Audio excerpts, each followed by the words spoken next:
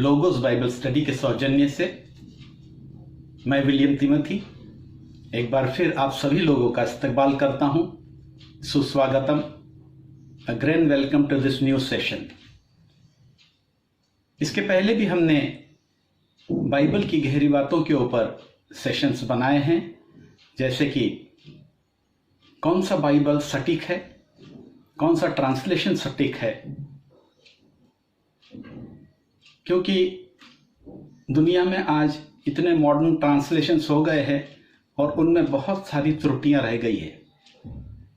उसके ऊपर भी जो मैंने वीडियो बनाया है काफ़ी लोगों ने सराहा है। अगर आपने नहीं देखा तो कृपया उस वीडियो को भी ज़रूर देखिए। आज हमने एक नया टॉपिक लिया है और बहुत ही बहुचर्चित टॉपिक है, विश्वव्यापी टॉपिक है, यीशु का पुनरुत्थान एक वैज्ञानिक सत्य। ये टॉपिक इसलिए मैंने चुना है भाई और बहनों, क्योंकि इस टॉपिक के ऊपर हमेशा से प्रश्न उठाए जाते रहे गैर मसीहों के द्वारा, और बहुत बार मसीहों के मन में भी शंका रहती है कि क्या मसीही सही में पुनरुत्थित हुए थे। मैंने एक छोटी सी पुस्तिका भी लिखी है इसी टॉपिक के ऊपर, जिसे आप देख सकते हैं, यीशु का पुनरुत्थान एक वैज्ञानिक सत्य। ये काफी बहुचर्चित रही है नागपुर प्रांत के अंदर। काफी पासबानों ने और बिशपों ने इसे सराहा भी है। मैंने कोशिश की है प्रभु यीशु के क्रूस पर टांगे जाने से उनके पुनरुत्थान और पुनरुत्थान के बाद उनके स्वर्गरोहण से संबंधित जितने भी प्रश्न हैं उनके उत्तर देने का। और आज इसी पुस्तिका के द्वारा, इसी की मदद से यह वीडियो मैं बना रहा हूं। देखिए, हॉलीवुड इस टॉपिक को लेकर कई बार मूवीज बना चुका है, लेकिन एक बात मैं बताना चाहता हूं, जब भी हॉलीवुड प्रभु यीशु मसीह के जीवन के प्रसंग को या घटना को लेकर कोई मूवीज बनाता है तो वह केवल एक सुसमाचार को ध्यान में रखकर बनाता है और इसीलिए वह अपूर्ण होता है। अगर हम यीशु मसीह के जीवनी के किसी भी प्रसंग को या घटना को प्रदर्शित करना चाहते हैं तो हमें उस घटना से संबंधित हर एक पाठों का गहरा अध्ययन करना आवश्यक है। यह जो टॉपिक है यीशु का पुनरुत्थान, इसके ऊपर दो ग्रुप्स, विश्वव्यापी दो ग्रुप्स है जिन्होंने हमेशा से प्रश्न खड़ा किया है। एक हमारे इस्माइली भाई है जिन्हें मुस्लिम्स भी कहते हैं। वे हमेशा से कहते हैं कि यीशु को क्रूस नहीं दिया गया और वे क्रूस पर नहीं मरे। आपकी बाइबल, आपका धर्मशास्त्र झूठा है, करप्टेड है। दूसरा तबका है हमारे हिंदू भाई। वे कहते हैं कि यीशु का 12 साल से 30 साल की अवधि का कुछ बाइबल में जिक्र नहीं है। वो कहते हैं हम बताते हैं वे कहां थे। वे इस अवधि में हिंदुस्तान आए। हिंदुस्तान में साधु संतों की संगति में उन्होंने योगासन सीखा, आश्चर्य कर्म करने सीखे, चमत्कार करना सीखा, और वे जब 30 वर्ष के हुए तो वे यरूशलेम वापस गए और वहां उन्होंने नाना प्रकार के आश्चर्य कर्म किए जो बाइबल में लिखा है। और जब उन्हें क्रूस दिया गया है तब वे क्रूस पर गहन योग साधना में चले गए। जब उन्हें क्रूस से उतारा गया और कब्र में रखा गया तो कब्र की ठंडी हवा और ठंडे वातावरण में वे योग साधना से वापस आए और वहां से वे कूच करके हिंदुस्तान वापस आए और हिंदुस्तान में उन्होंने कश्मीर में अपना डेरा किया और 120 वर्ष की उम्र में उनकी मौत हुई और उनकी कब्र आज भी कश्मीर में है।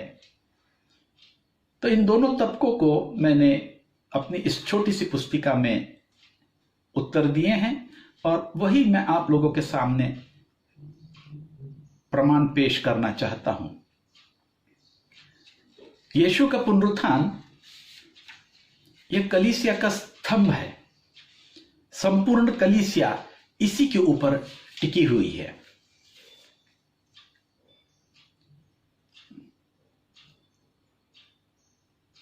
लेकिन जो पाठ बताए गए हैं, उन पाठों का अगर हमने गहराई से अध्ययन नहीं किया तो यह शंका हमारे मन में भी उभर कर आ सकती है। भाइयों और बहनों, वे 5 पाठ आपके समक्ष रख रहा हूं। आप अपने व्यक्तिगत जीवन में 5 पाठों का अध्ययन कीजिए। मत्ती का सुसमाचार अध्याय 28 वचन 1 से 20, मार्कुस का सुसमाचार अध्याय 16 1 से 14, लूकस का सुसमाचार अध्याय 24 वचन 1 से 53, यूहन्ना का सुसमाचार अध्याय 20 वचन 1 से 29 तथा पहला कोरिन्थियों अध्याय 15 वचन 1 से 8। ये सारे पाठों को आप जब अध्ययन करेंगे तो आपको इसमें कई बातें नई नजर आनी शुरू हो जाएंगी। हमारा ध्यान केंद्रित होता है ये सवाल के ऊपर कि क्या ये 5 पाठ सत्य है या मैं इनके ऊपर कैसे विश्वास करूं। मैं प्रत्यक्ष गवाहों को और ऐतिहासिक लेखनी के माध्यम से आपके सामने कुछ विवरण प्रस्तुत करना चाहता हूं। लेकिन उसके पहले आइए हम एक छोटी सी प्रार्थना करें। त्रिएक ईश्वर, तेरे सिंहासन के समक्ष हम आए हैं प्रभु जी। हम पर अपने अनुग्रह का हाथ बनाए रख। इस नए सत्र के द्वारा प्रभु जी जो प्रकाशन तूने हमें दिया है उसे हम लोगों तक पहुंचाए, ये लोगों के जहन में उतरे प्रभु जी, और वे तेरी सत्यता को जाने, तेरे क्रूस पर टांगे जाने और तेरे पुनरुत्थित होने और तेरे स्वर्गरोहण की गाथा को एक नए सिरे से जानने पाए। ऐसा होने दे। यह विनती हमारे उद्धारकर्ता यीशु नाज़री के नाम पर मांगते हैं। आमीन एंड आमीन। Thank you brothers and sisters. आइए गहरे अध्ययन के तरफ चलते हैं। जो 5 पाठ मैंने भी आपके समक्ष रखे हैं, इनको हम कैसे आकलन करें, तो 4 क्राइटेरिया है जिसके आधार के ऊपर हम इन 5 पाठों का आकलन कर सकते हैं, इवैल्यूएशन कर सकते हैं।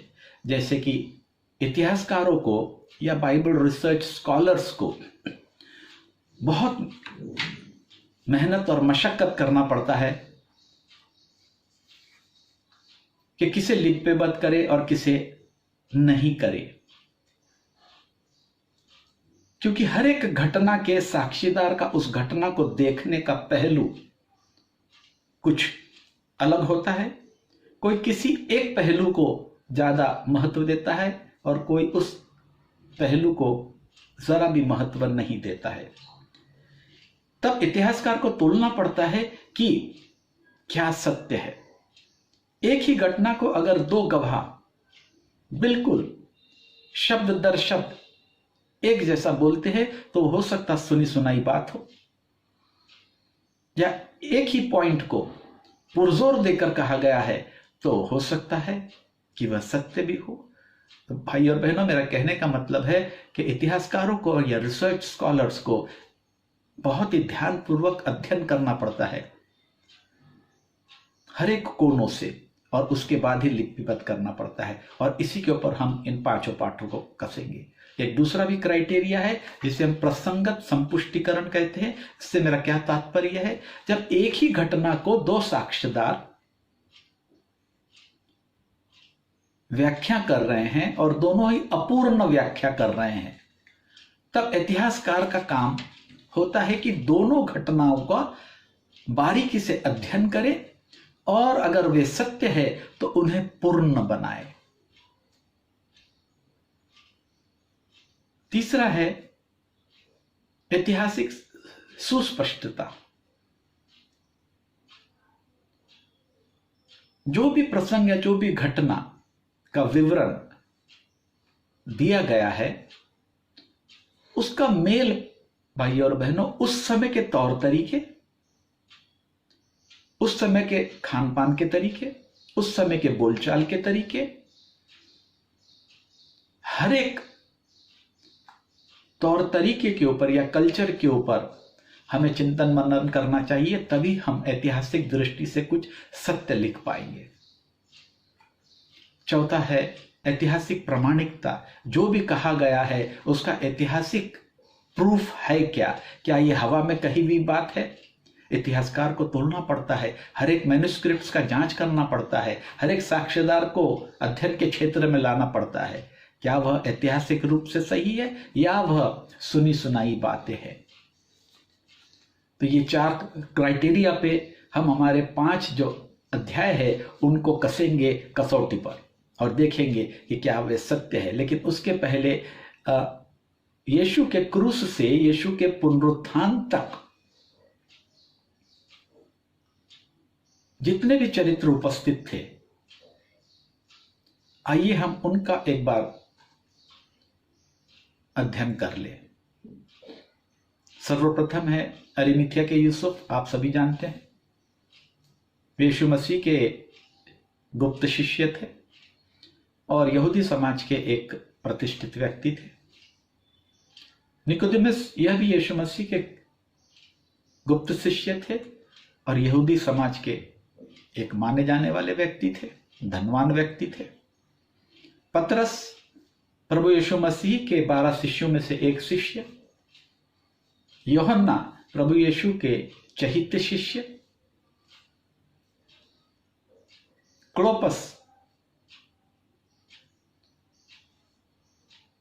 यूसुफ के भाई और प्रभु यीशु मसीह के चाचा। क्लोपस की पत्नी मरियम यीशु की चाची। माता मरियम यीशु की माता। अन्य शिष्यगण सलोमी जबीदी की पत्नी और याकूब और यूहन्ना की माता तथा माता मरियम की बहन या ये कहिए प्रभु यीशु मसीह की मौसी। जोअन्ना जो हेरोद राजा के एक सेवक कूजा की पत्नी और बहुत एक और स्त्री सुसन्ना, जिसका विवरण हमें लूकस के सुसमाचार अध्याय 8 वचन 3 में मिलता है। लेखकों के संबंध में 4 सुसमाचार लेखक हैं नए व्यवस्थान में। मती जो लिख रहे हैं वह यहूदियों के लिख रहे हैं और वो यह बताना चाहते हैं कि जो पुराने नियम के मूसा है वह नए नियम के ईसा ही है।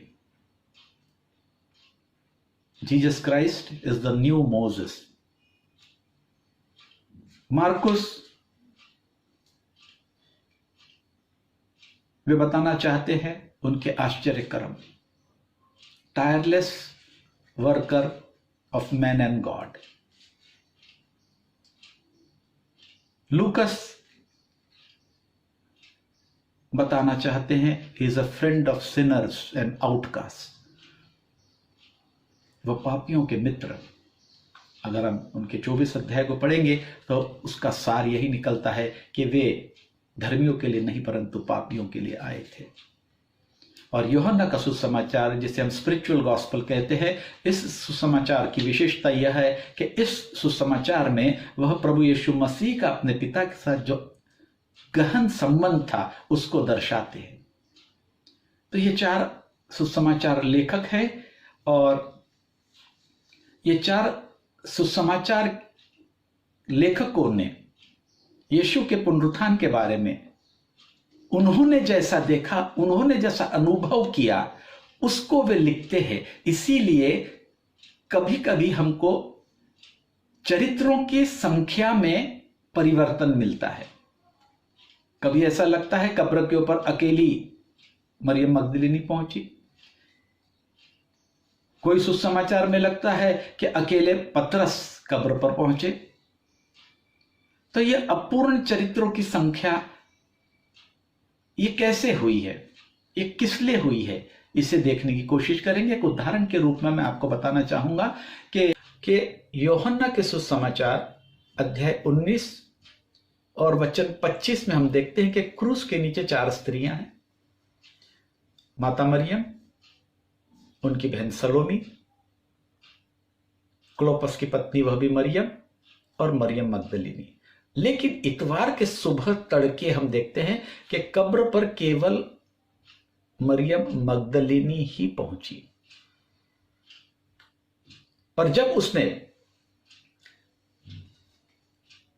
यूहन्ना अपने पढ़ने वालों को कतई यह नहीं बतलाना चाहते थे कि एक जवान स्त्री सूर्योदय के पहले अंधेरे में कब्र पर पहुंची, बल्कि वे लिखते हैं कि मरियम मगदलिनी जब वापस आई तो उसने कहा, हमें नहीं पता उन्होंने प्रभु को कहां लेकर गए। वे जो शब्द का इस्तेमाल कर रही है वह हिंदी में हमें है और अंग्रेजी में WEV है। इसका संकेत यह है कि वह अकेली नहीं थी, बल्कि वहां पर और भी स्त्रियां थी। केवल यूहन्ना उनके नामों का उल्लेख नहीं कर रहे। देखिए, केवल यूहन्ना ही नहीं बल्कि लूका भी अपने सुसमाचार में इसी पद्धति का इस्तेमाल करते हैं। अगर हम लूका का सुसमाचार अध्याय 24 वचन 12 पढ़ेंगे तो उसमें हमें पता चलता है कि कब्र पर पहुंचने वाले केवल अकेले पतरस थे। लेकिन इसी अध्याय 24वें अध्याय के 24वें वचन में लूकस कहते हैं कि वहां पर और भी व्यक्ति थे। इन दोनों उदाहरणों से क्या प्रमाण मिलता है? हमें यह प्रमाण मिलता है कि नाम तो केवल एक एक का ही आया है, परंतु वहां एक से ज्यादा लोग उपस्थित थे। और आगे हम देखेंगे कि स्वर्गदूतों के संबंध में भी यही कुछ कहा गया है। दूसरा है टेलीस्कोपिंग। दूसरा इंपॉर्टेंट मुद्दा है टेलीस्कोपिंग। टेलीस्कोपिंग का क्या मतलब है? दूरदृष्टिता। इसका मतलब है कि जब बहुत बड़ी चीज, बहुत विशाल चीज को हम जब कॉम्प्रेस करते हैं तो उसे टेलीस्कोपिंग कहते हैं। और यही काम लूकस अपने सुसमाचार में भी कर रहे हैं। अगर हम केवल लूकस का सुसमाचार को पढ़ते हैं तो हमें ऐसा आभास मिलेगा कि यीशु का पुनरुत्थान और यीशु का स्वर्गरोहण एक ही रोज में हुआ, एक ही दिन में हुआ। आप पढ़िए अध्याय 23 और अध्याय 24, आपको ऐसा लगेगा कि एक ही दिन उनका पुनरुत्थान हुआ और एक ही दिन उनका स्वर्गरोहण भी हुआ। परंतु अगर हम प्रेरितों की पुस्तक पढ़ते हैं जो कि लूकस ने ही लिखी है, वहां पर वे लिखते हैं पहले अध्याय वचन 3 में, यीशु के पुनरुत्थान से यीशु के स्वर्गरोहण तक का फासला 40 दिनों का था।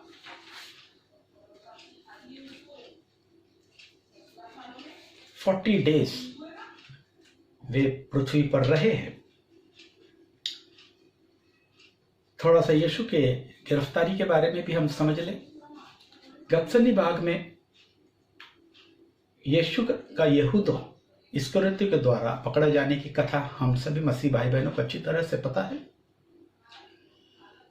जब वे पकड़वाए गए तो उनके निकटतम शिष्य भय के कारण भाग खड़े होते हैं। केवल पतरस और यूहन्ना यरूशलेम तक साथ में चलते हैं।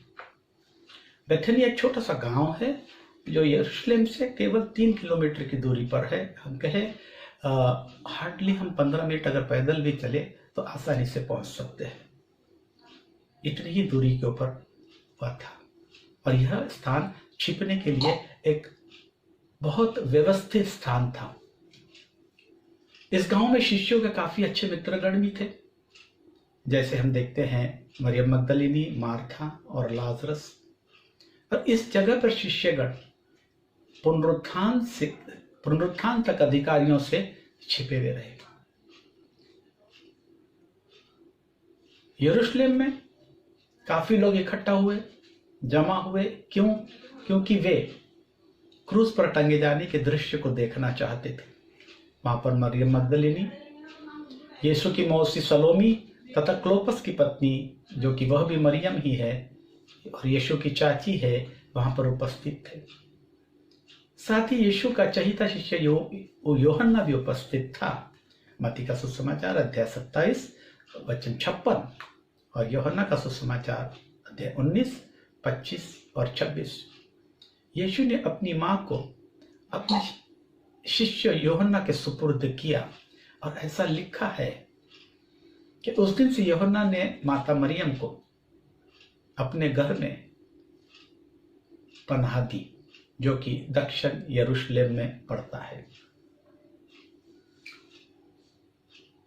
माता मरियम की बहन सलोमी माता मरियम से भेंट करने और सांत्वना देने यूहन्ना के घर पर आई। यूहन्ना ने अपने ही घर में पतरस को भी पनाह दी थी, जो टूट चुका था और काफी निराश था, क्योंकि उसने यीशु को 3 बार महापुरोहित काइफा के आंगन में अस्वीकार किया था। यीशु की मृत्यु के पश्चात अब ध्यान देने योग्य बात यह है कि यीशु के मृत्यु के पश्चात अरिमथिया के यूसुफ और निकोदेमस यह योजना बनाते हैं। यूसुफ ऑफ अरिमथिया कहता है निकोदेमस को कि मैं पिलातुस के पास जाता हूं और यीशु का निर्जीव शरीर को मांगता हूं। तुम जो कि एक धनवान व्यक्ति हो, तुम्हारे साथ नौकर चाकर सब है, तुम जाके बाजार से गंधरस, लेप रोगन का सामग्री खरीदो और तुम भी कब्र पर पहुंचो। अरिमथिया का यूसुफ पिलातुस के समक्ष जाके विनती करता है कि मुझे यीशु के निर्जीव शरीर को सुपुर्द कर दिया जाए, और पिलातुस उसकी बात मानता है। यूसुफ वहां से निकलकर मलमल का कपड़ा खरीदकर क्रूस के पास आता है, यीशु को क्रूस पर से उतारता है, कपड़े में लपेटता है और उसे एक नई कब्र में रख देता है, और एक बड़ा सा पत्थर कब्र के सामने लुढ़का कर चले जाता है।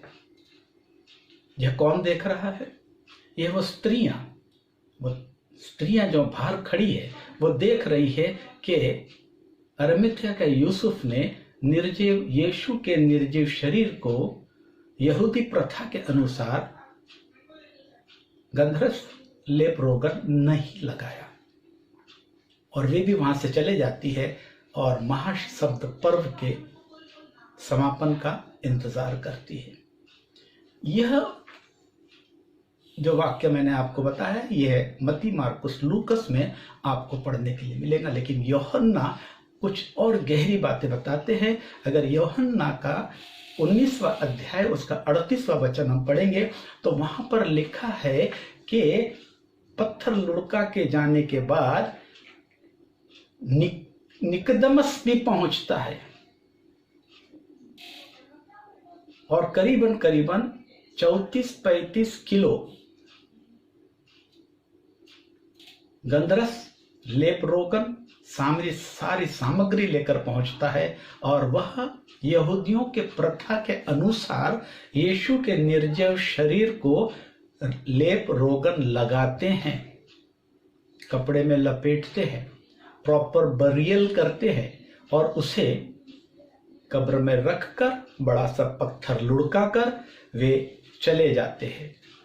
यह हमें केवल लूकस अपना यूहन्ना के सुसमाचार में ही पढ़ने के लिए मिलता है, अन्यथा नहीं मिलता है।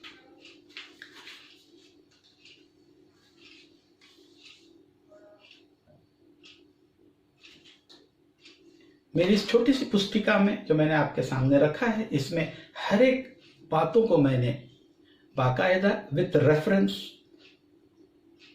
प्रूफ करने की कोशिश की है। जो भी मैं कह रहा हूं यह मनगढ़ंत बातें नहीं है, बल्कि हर एक बातें जो होली स्क्रिप्चर्स में लिखी गई है उसके अनुसार ही है। यीशु को मृत्युदंड देने के बाद अधिकारी फरीसी और सदुकी ने विचार विमर्श किया कि यीशु के शिष्य का क्या व्यवहार होगा।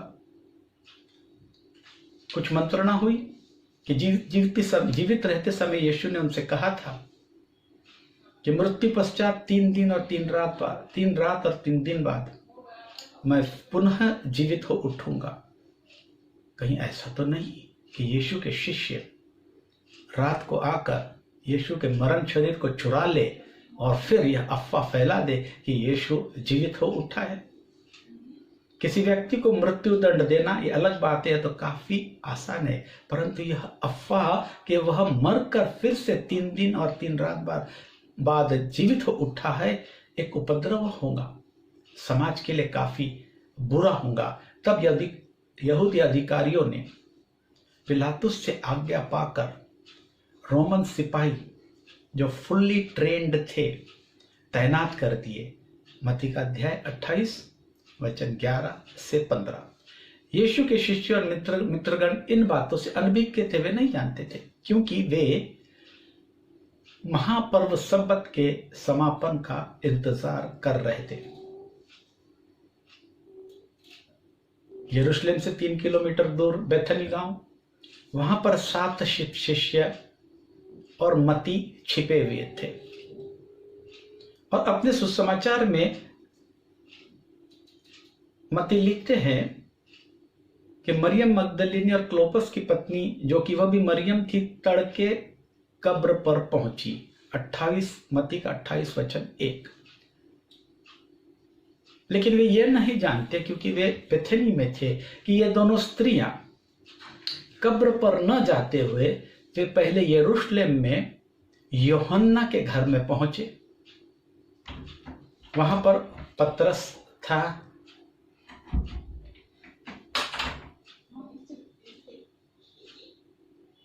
और वहां से उन्होंने साथ में सलोमी को लिया और सलोमी को लेकर वे तीनों निकले। तीनों स्त्री कब्र के तरफ निकली। यह पतरस ने देखा कि 3 स्त्री गई। मत्ती अब बेथनिया में देखा कि दोनों स्त्री कब्र के तरफ गई। पतरस देखते हैं 3 स्त्री, सलोमी को, मरियम मगदलिनी और क्लोपस की पत्नी वह भी मरियम, वे तीनों कब्र के तरफ गए। यह मार्कुस अपने सुसमाचार में लिखते हैं कि वे 3 कब्र के तरफ गई, क्योंकि मार्कुस पतरस के लेखन को ही लिख रहे हैं। परंतु लूकस, जो हर एक बात का तीक्ष्ण दृष्टि से अवलोकन करते हैं, शोध करते हैं, वे कहते हैं कि ये तीनों स्त्री कब्र पर नहीं गई, बल्कि वे तीनों हसमोनियन महल के तरफ गई, जहां पर कूजा की पत्नी जोअन्ना रहती थी। वहां से उन्होंने जोअन्ना को भी एकत्रित किया और बहुत एक सुसन्ना को भी एकत्रित किया और वे कब्र के तरफ ये 5 स्त्री गई। यूहन्ना के सुसमाचार में हमने पहले ही देखा कि केवल वहां पे लिखा है कि मरियम मगदली अकेले तड़के कब्र पर पहुंची, परंतु वह हमें शब्द का इस्तेमाल कर रही थी। लेकिन अगर हम आगे उसको बारीकी से अध्ययन करते हैं तो देखते हैं वहां पर एक नहीं बल्कि वहां पर 5 स्त्रियां थी।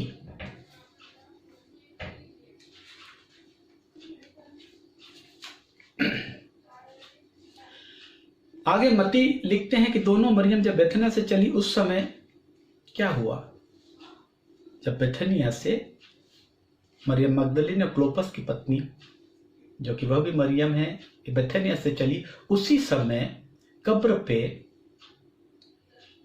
4 सिपाही के झुंड ने भूकंप को अनुभव किया तथा स्वर्गदूत को आकाश से उतरते देखा और भयभीत होकर अधमरे हो गए। जब वे वापस लौट कर आए और कब्र को खाली देखा तो वे आत्मग्लानि से भर गए और मौत का खतरा नजर आने पर वे भाग खड़े हुए, क्योंकि रोमन साम्राज्य में नौकरी में कोताही बरतना संगीन जुर्म समझा जाता था तथा इसकी एक ही सजा थी और वह थी सजाए मौत।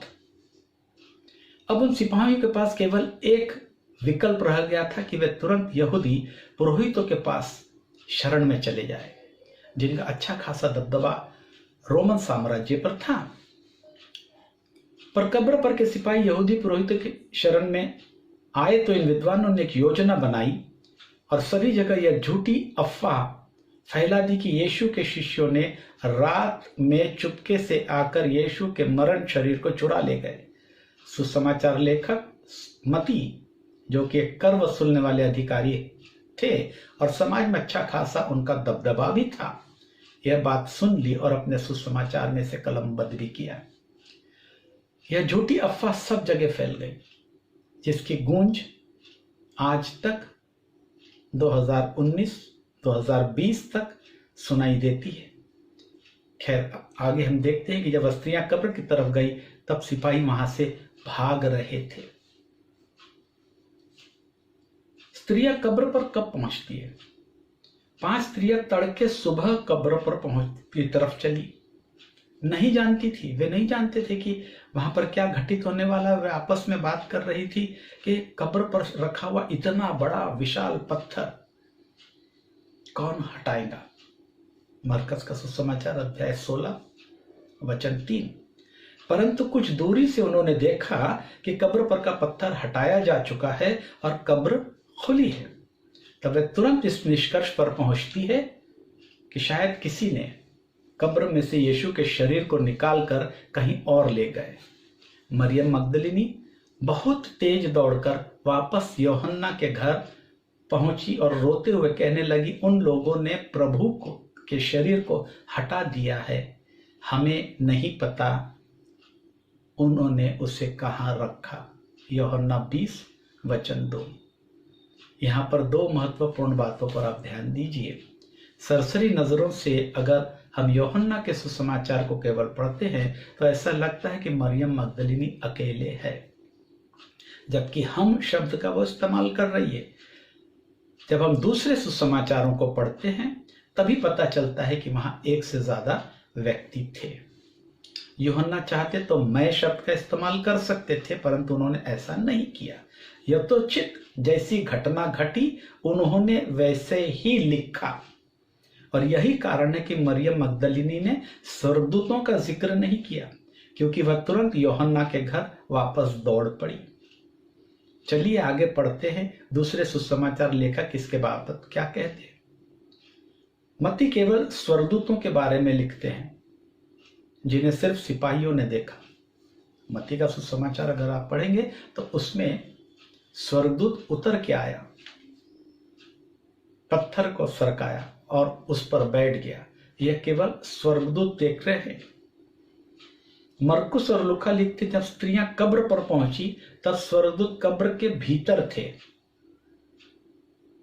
अब बड़ा प्रश्न उठता है कि मरियम कब वहां से वापस पलटी। यूहन्ना लिखते हैं कि जब मरियम मगदलिनी ने पत्थर लुढ़का हुआ देखा तब वह तुरंत वापस पलटी और यूहन्ना के घर पहुंची। सारे सुसमाचार, मैंने जैसे पहले भी आपसे कहा है कि चारों सुसमाचार को अगर हम पैरेलल रख के पढ़ते हैं तो संपूर्ण स्थिति हमारे सामने पूरा पिक्चर क्लियर हो जाता है। पहला पॉइंट, जब स्त्रियां बगीचे के समीप पहुंची और देखा कि पत्थर कब्र पर से हटाया जा चुका है।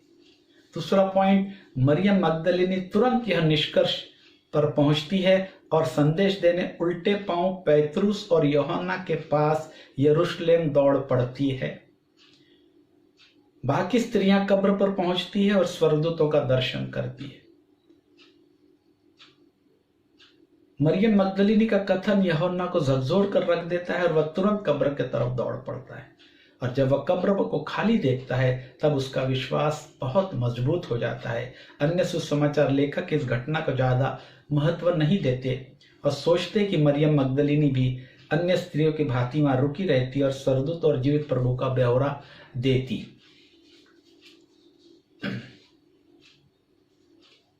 अब एक कैच है इसके अंदर, एक और रिडल है। इस रिडल को भी हमको समझना पड़ेगा। स्वर्गदूतों के संबंध में जब हम स्वर्गदूतों के बारे में सुसमाचार में पढ़ते तब एक कंफ्यूजन, एक असमंजस की स्थिति पैदा होती है।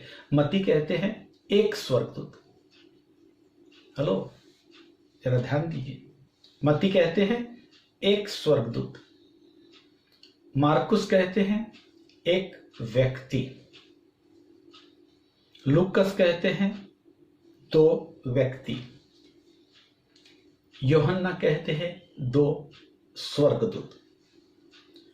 सर्वप्रथम नोट करने वाली बात यह है कि बाइबल में कहीं भी यह नहीं लिखा गया है कि स्वर्गदूतों के पंख होते हैं और वे हार्प, एक प्रकार का वाद्य तंत्र, वाद्य साधन बजाते हैं। इसके विपरीत स्वर्गदूतों को केवल साधारण मनुष्य स्वरूप बताया गया है। अगर हम यहोशू की किताब 5:13 से 15 पढ़ते हैं, और इसी कारण लूकस का मनुष्य संबोधित करना 24:4 में, तथा बाद में क्लोपस का स्वर्गदूत कहने में कोई अंतर विरोध नहीं है। सुसमाचार की लेखनी में जब कहा गया कि श्वेत कपड़े धारण किए व्यक्ति और स्वर्गदूत, तब उनमें कोई मतभेद बिल्कुल नहीं है, और ना ही स्वर्गदूतों की संख्या में कोई समस्या है। फिर से दोहराता हूं, और न ही स्वर्गदूतों की संख्या में कोई समस्या है, क्योंकि बाइबल के आलोचकों के द्वारा यह समय समय पर प्रश्न उठाया जाता है। यह समस्या हमेशा उजागर की जाती है, क्योंकि मत्ती और मरकुस के सुसमाचार में केवल 1 स्वर्गदूत लिखा गया है और लूकस तथा यूहन्ना में 2 का जिक्र मिलता है। इस उलझन को समझने की कोशिश करनी चाहिए। जब 1 से ज्यादा व्यक्ति होते हैं और उनमें से केवल 1 बातचीत कर रहा हो, तब वह उस गोष्ठी का वक्तागण या स्पोक्स पर्सन बन जाता है। मत्ती और मरकुस की लेखनी से यही समझ में आता है कि वहां 1 से ज्यादा स्वर्गदूत उपस्थित थे, चाहे इतिहासकार धार्मिक हो या धर्मनिरपेक्ष हो। उन्हें अध्ययन करके यह निर्णय लेना पड़ता है कि किस घटना को लिखे, और कई बार लेखनी में प्रवक्ता का ही उल्लेख मिलता है, ना कि अन्य लोगों, उपस्थित लोगों का। यह लेखक के अपने व्यक्तिगत रुझान पर आधारित है, न कि एक व्यवस्था है। दूसरा, स्वर्गदूतों की बातों में भी फर्क है, लेकिन जब हम सभी को जोड़ते हैं तब वास्तविकता सामने आती है। यह इसलिए हो रहा है क्योंकि जब 3 घटना लिखने वाले स्वतंत्रता से एक ही बात को लिखते हैं, तब उनकी लेखनी में थोड़ा सा फर्क आ जाता है।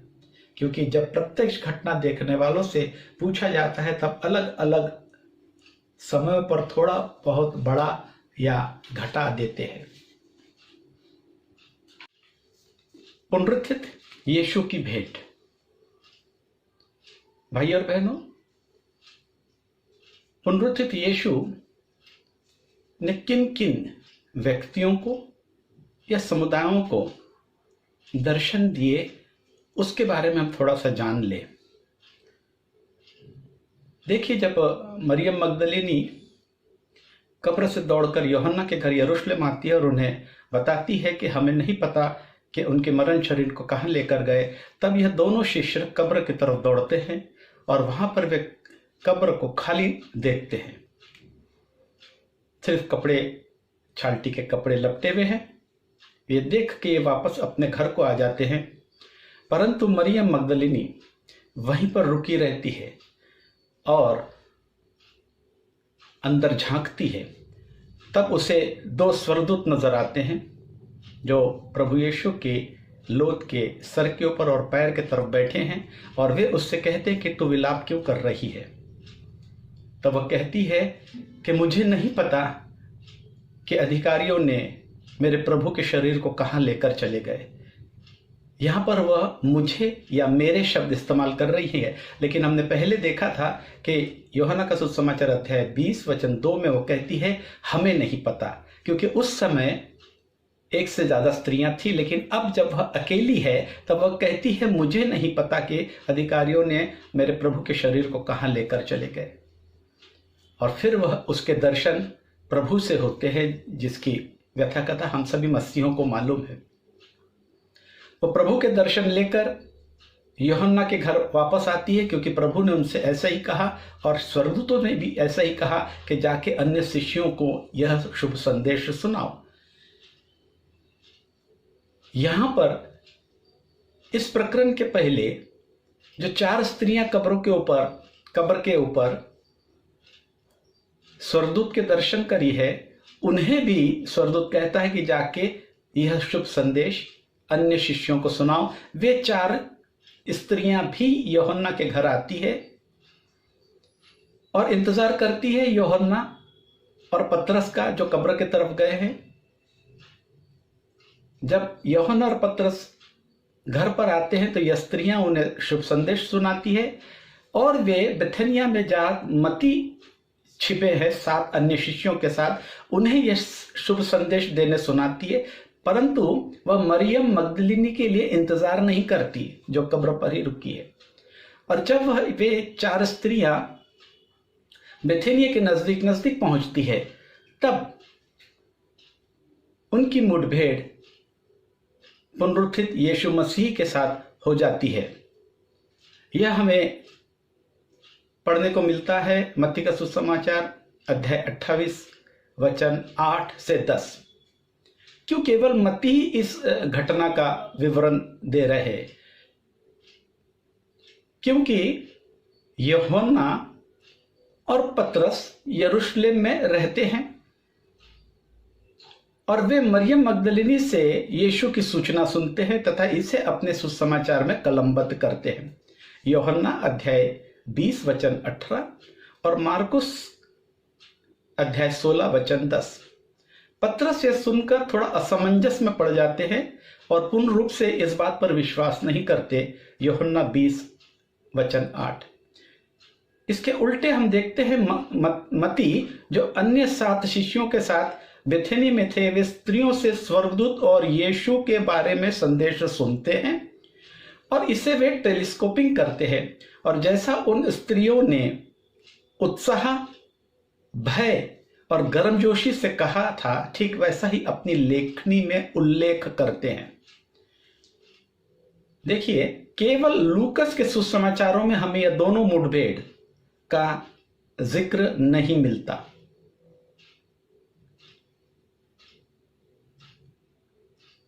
लेकिन बाद की लेखनी में लूकस 24 और 24 में दोनों वारदातों का उल्लेख मिलता है।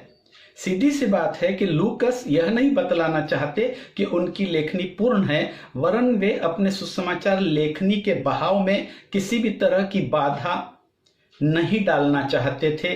विशेषकर इमाउस के मार्ग का कथन या अनुभव या यीशु के अचानक से शिष्यों के बीच उपस्थित होने की घटना के संबंध में देखिए लूकस 24 वचन 36। इमाउस की जो गाथा है यह बहुत ही सुंदर गाथा है। इस कहानी में हम देखते हैं, इस घटना में हम देखते हैं कि 2 व्यक्तियों का पलायन। यीशु के चाचा क्लोपस स्वर्गदूतों की व्याख्या स्त्रियों से सुन चुके थे। उन स्त्रियों में उनकी पत्नी मरियम भी थी। वे अपने एक सहयोगी के साथ इमाउस की तरफ जाने के लिए निकले। वे अभी मार्ग में थे कि उनकी भेंट पुनरुत्थित यीशु से होती है। यह लूकस अपनी लेखनी में लिखते हैं, लूकस अध्याय 24 वचन 13 से 32। क्लोपस और उनके सहयोगी को जरा भी इस बात का ज्ञान नहीं था कि यीशु जीवित हो गए हैं। उन्होंने केवल स्त्रियों से कब्र पर 2 श्वेत धारण कपड़े पहने मनुष्य के बारे में सुना था और पेतरुस तथा यूहन्ना से कब्र खाली होने की बात जानी थी।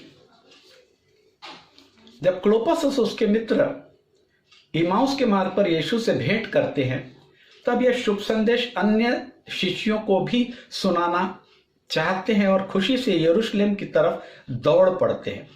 अगर हम मार्कुस का सुसमाचार अध्याय 16 वचन 13 और लूका का सुसमाचार 24 वचन 34 को बारीकी से पढ़े तो ऐसा प्रतीत होता है कि सब शिष्य एक असमंजस की स्थिति में थे। वे यीशु के जीवित होने की खबर पर विश्वास करें या न करें, इसी ओहपोह में थे कि यीशु एकाएक उनके बीच में उपस्थित हो जाते हैं और कहते हैं, तुम्हें शांति मिले। इस पर भी विश्वास नहीं करते, बल्कि कहते हैं वह कोई प्रेत तो नहीं, परंतु यीशु अंत में उनकी सारी शंकाओं को गिरा देते हैं और उनमें विश्वास उत्पन्न करते हैं। देखिए लूका का सुसमाचार अध्याय 24 वचन 38 से 40, जहां यीशु कहते हैं कि तुम्हारा मन व्याकुल क्यों है, क्यों तुम्हारे हृदय में शंका उत्पन्न हो रही है। मेरे हाथों पांवों को देखो, क्योंकि प्रेत के कोई मांस और हड्डियां नहीं होती, जैसा कि मुझ में है। और उन्होंने अपने हाथ तथा पैर दिखाए। थोमा को छोड़ बाकी सारे शिष्य यरूशलेम में या तो यूहन्ना के घर या मार्कुस के घर एकत्र रहते हैं और यीशु की प्रगटीकरण की गवाही देते हैं। हमने पहले ही अध्ययन किया कि लूकस सारी बातों को टेलीस्कोपिंग करते हैं और पढ़ने पर ऐसा प्रतीत होता है कि सारी घटना एक ही अध्याय 24 में और एक ही दिन घटित हुई है। परंतु जब हम प्रेरितों का कार्य पुस्तक पढ़ते हैं, जो कि स्वयं लूकस ने ही कलमबद्ध किया है, तब समझ में आता है कि सारे कृत्य तकरीबन 40 दिनों में पूर्ण हुए। प्रेरितों का कार्य अध्याय 1 वचन 3 मैंने पहले ही आपको बताया। इन्हीं 40 दिनों में अन्य सभी सुसमाचारों में यीशु का प्रगटीकरण, चाहे वह गलील में हो या यरूशलेम में, हुआ है। भाई और बहनों, यह पहला भाग यीशु के पुनरुत्थान एक वैज्ञानिक सत्य का हम यहीं पर समापन करते हैं, क्योंकि यह वीडियो थोड़ा सा लंबा हुए जा रहा है। अगले भाग में हम देखेंगे जो विश्व भर से प्रश्न उठाए जाते हैं, विशेषकर हमारे इस्माइली भाइयों के द्वारा और हमारे हिंदू भाइयों के द्वारा। उन 5 प्रश्नों के ऊपर हम हमारा ध्यान केंद्रित करेंगे और उनका उत्तर देंगे। तो मेरा आप लोगों से नम्र निवेदन है कि इसका अगला भाग जरूर आप देखिए। वे कौन से 5 प्रश्न हैं जो वर्ल्ड लेवल के ऊपर उठाए जाते हैं, उन्हें भी हम एक नजर देख लें। पहला प्रश्न है कि क्या यीशु का पुनरुत्थान एक द्वंद्व कथा है? दूसरा प्रश्न है गलत कब्र की कहानी। तीसरा है योग साधन का मत। चौथा है शरीर को चुराने का मत। और 5वां है सम्मोहन विचारधारा। इन 5 प्रश्नों का हमने अगले भाग में, नेक्स्ट एपिसोड में इनका उत्तर दिया है। तो कृपया करके ये सेकंड एपिसोड जरूर देखिए। प्रभु आप लोगों के ऊपर अपने अनुग्रह और अपनी करुणा की वर्षा निरंतर बनाए रखे, आपको प्रकाशन की आत्मा दे। आमेन एंड आमेन। Thank you.